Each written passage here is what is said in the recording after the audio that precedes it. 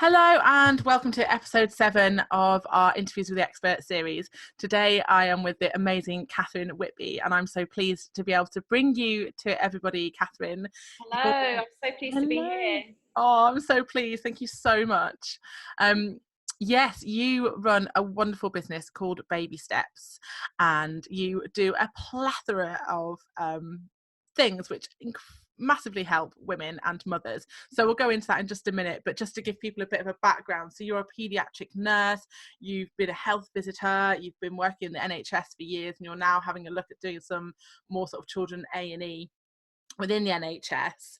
And this is a business that Baby Steps is something that you've been going with for quite some time. So yeah, we'd love to know a little bit more about that. So yeah, fill us in with your incredible, gorgeous Sure. business. So, right from when I was a little girl, I always wanted to look after children. So, after I left school, I became a children's nurse. I trained and qualified at Great Ormond Street, worked there for a few years, and then I've spent many, many years working in paediatric A&E in a London hospital. So I'm there literally working on Friday this week. And I've been in the NHS scarily 25 years this year. I don't know how that's possible. So yeah, I do my shift still, but I also did qualify as a health visitor. So I did work as a health visitor for a few years. And 14 years ago, I started Baby Steps because I was just noticing more and more of a gap where parents, unfortunately, because of strains on the NHS, just weren't really able to get necessarily quite the tips and the advice, the practical stuff they needed to really reassure them. So Baby Steps is baby and child first aid courses, weaning, which I know I'm going to enjoy talking about today, and then also baby massage. And just the common thread with all the courses is to try and give parents some peace of mind, support, reassurance at what can be a really, confusing, overwhelming time, and just to kind of really listen to them. And I absolutely love doing the courses. So I've always offered courses in people's houses. So I kind of go to them with all my stuff and do a course for their friends and family. Or I have this studio here where I offer courses. So I live in Hampshire now. We moved from London a year ago. And now we're in very different territory. So I've swiftly in the last week moved the courses to online, so people can still get that information and reassurance during this pretty challenging time. That's amazing. And yeah, just, it's really lovely because I've done a few now in the last week, and the way we do it is as a video group call. So actually people can still chit chat to their friends during the call and ask questions, and obviously they can just book on as just themselves, but it's worked really well, and I'm so pleased because otherwise it's quite a massive hole of support that's potentially just not there when it's really, really needed at this time. Yeah, absolutely. And I think that the fact that you've adapted so swiftly to that is going to really, really help mums, because it is a very anxiety driven time. There's no there's no way of getting away from that part. I mean, there are things that we can do to instill that inner calm. There's lots and lots of practices that we can take within ourselves: mindful practice, mindful awareness, meditations, connection with others, communicating, learning. There's lots of positive things that we can bring into this situation to try and sort of calm that panic, because we're human beings and it's a very, very unknown situation. So actually, by bringing these groups online, I just think you're going to be able to, you're really giving a lifeline to the mums. Yeah, definitely. And for me, always with the courses, I love the social aspect of it. So whether it's here or at people's houses, I love all the teas and coffees and muffins and all the chit chat and social bit that comes with it. So that's really important, and I'm thrilled that I've still been able to sort of get that online as well. But also, I think despite what's going on around us, people still need to know about weaning, or they still know, what do I do if my baby was to choke, or just that reassurance. People still need that, so it's just really good if they can still get that practical information as well. Absolutely. And in regards to the weaning, I know in my group, the Connected Mother Collective, there's been there's a bit of a hot topic at the moment. There's been a lot of mums that have been going, oh, my baby's coming up to 3 or 4, 5, 6 months. What's everyone doing? How do we do this? What's the best way? And I know that you've had a little look in there as well and responded to a couple of the questions in there. So yeah, would you be able to just sort of talk to us about what your support, advice for you on weaning is, and any kind of Yeah. tips within that as Yeah, well? sure, definitely. So I absolutely love talking about weaning, Yay! because I think, I mean, with weaning comes, as it always does with parenting, different emotions. So for some people, it actually can be a bit of a relief if they've had quite a tough time with breastfeeding, or the baby's had reflux and colic, and it's actually something else they can do. And, you know, if they've got other family members that can help, that can take quite a bit of a pressure off them.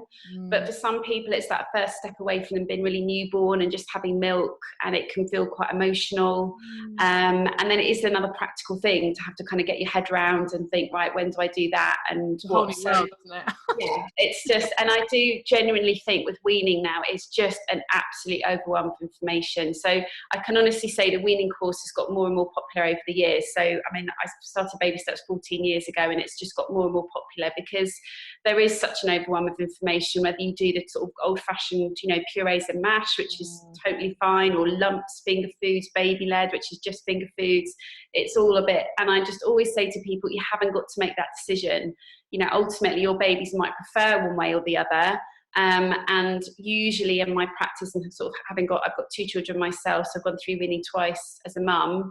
It really often is that actually people, you know, find that a combination of both works really, really well. So having some mush in the bowl with spoons, and then actually some, in time as you feel confident, some finger foods as well, really, really does work well, because that's how we eat. We have stuff that's in a bowl with cutlery or on a plate, and then we have stuff that's, you know, more with our hands. So it's really, really important as well, with all the kind of make it as easy as possible. So having the same food as you from really early on, eating together when you can, which isn't always practical, but when you can, it's such a game changer. Yeah, I've really noticed that difference actually within Stan.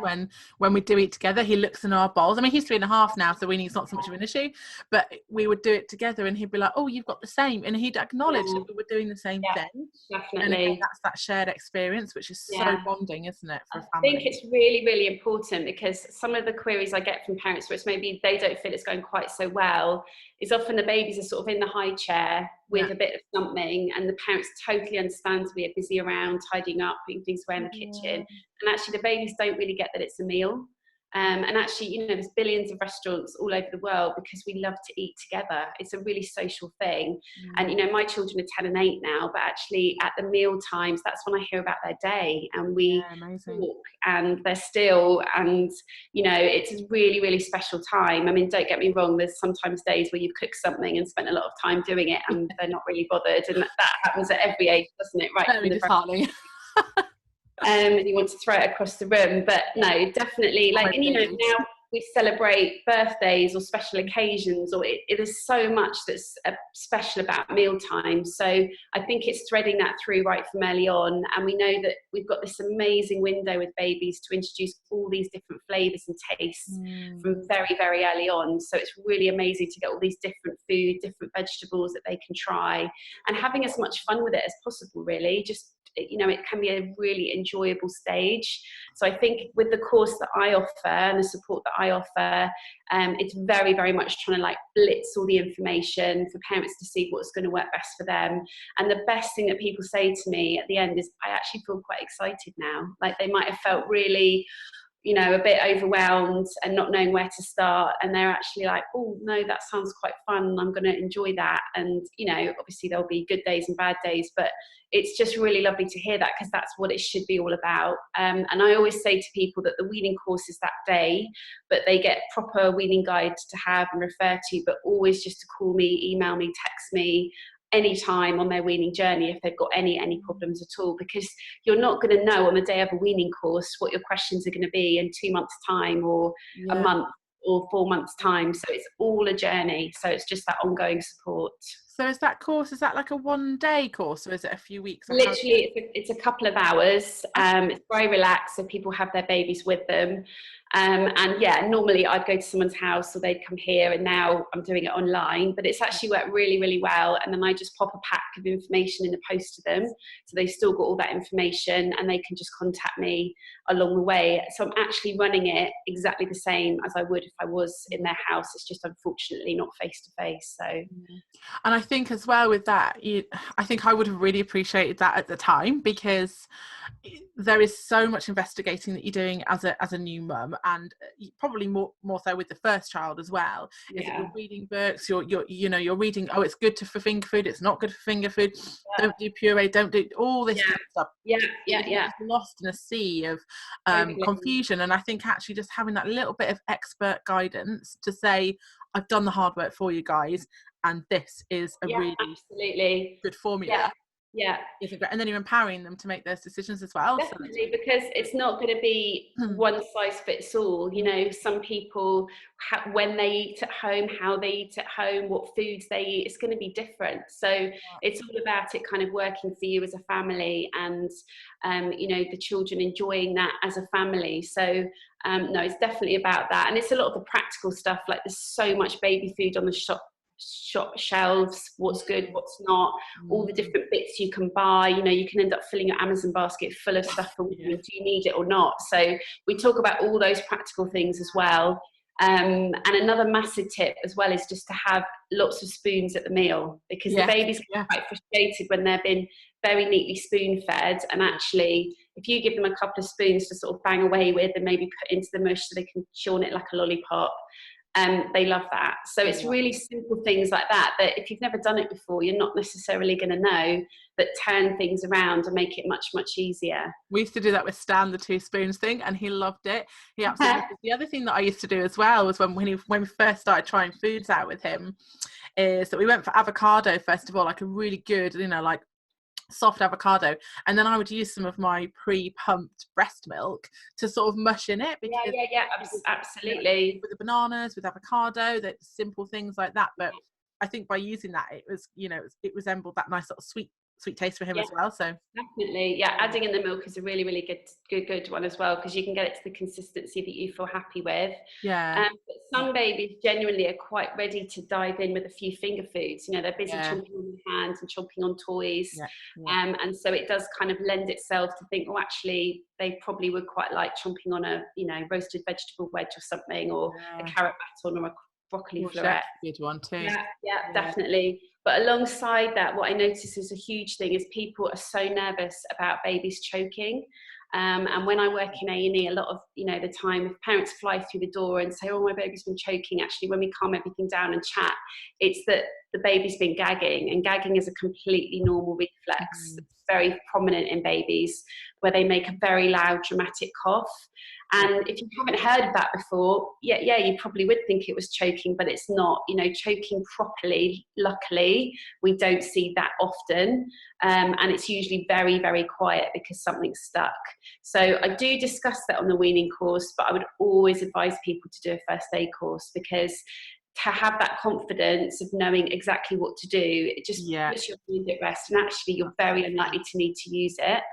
But also it's a really good time, because in the next few months they start to get mobile and they're on the move, and talk about very practical things like safe proofing, and just because the world is very different once you've got a mobile baby. Oh yeah.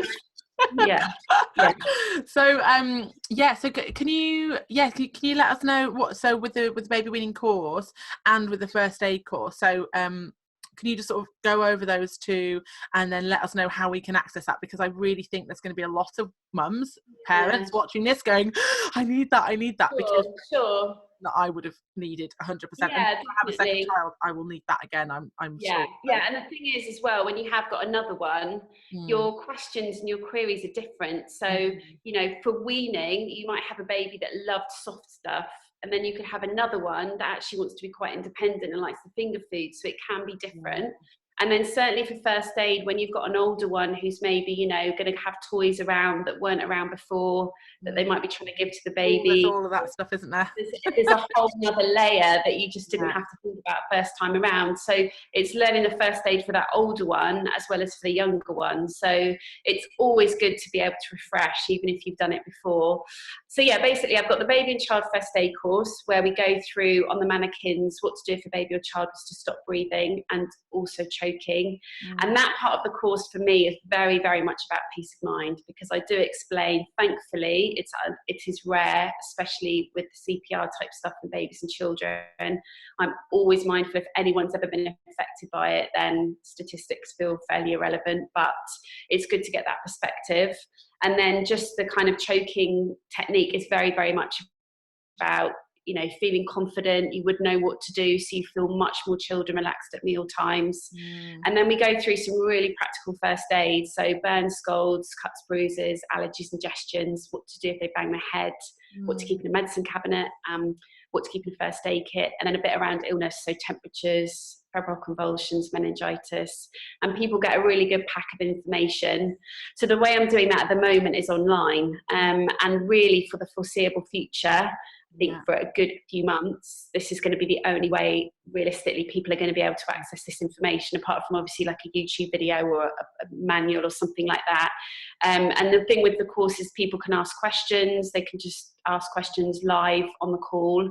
And then the weaning course is really a kind of journey. So we start with knowing when to get started, how to get started, and just building those meals up to 1, 2, 3 times a day, adding in the different food groups, talking about the sorts of foods they have at home, all the different little tips and tricks that really, really help. We spend quite a bit of time as well talking about teething, because teething can be a real thing that sometimes parents feel is throwing a bit of a spanner in the works, because the babies are then quite unsettled at night, and what can help relieve teething as well.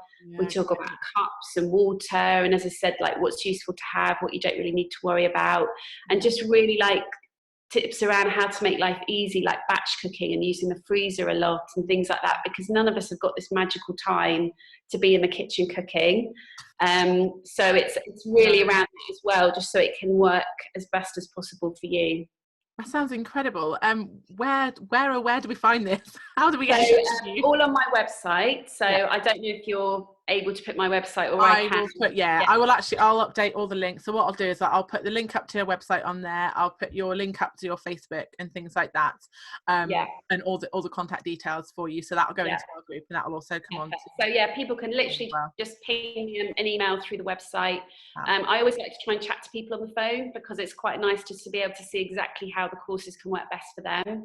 I know it's always practical to chat on the phone with a baby. I remember people used to say that to me, I'll just give you a call, and I'll think, I'm going to have my hands full. So it's not a problem. I can always just ping the information via email. I have got dates actually set on the website for the courses, but if people have got a group of friends that they think they'd like to do the course with, they can just have a course just for their group. And it's really nice because people can see each other on the actual video call and chat to one another. And that's just, I think the lifeline at the moment, in this time where we're really at home and not getting to see people, it's a really nice social side to it as well. And do you know what I really love about that is that actually, even though you might go to a local group, quite often we have a wide network of friends, but we're all over the place. I've got friends in Scotland, in London, in Devon, and I wouldn't go to an in-person course with those guys because they live miles away, but actually by this you can actually reconnect old friends who do the same thing. That's fantastic. So your website, is it babysteps.com? baby-steps.co.uk. So sorry, say it again, because I think it might have gone a bit funny there. So it's baby-steps.co.uk. Fab. Okay, well, send me all that over and I'll pop that in there as well. That's amazing.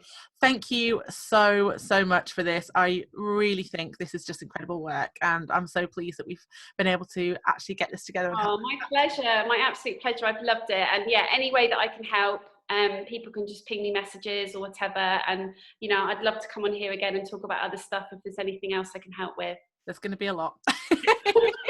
You will be back. Brilliant. Thank you. Thank you so much, Katherine. It's been an absolute joy, and cannot wait to speak to you soon. Lovely. Thank you. Take care. Bye-bye. Bye.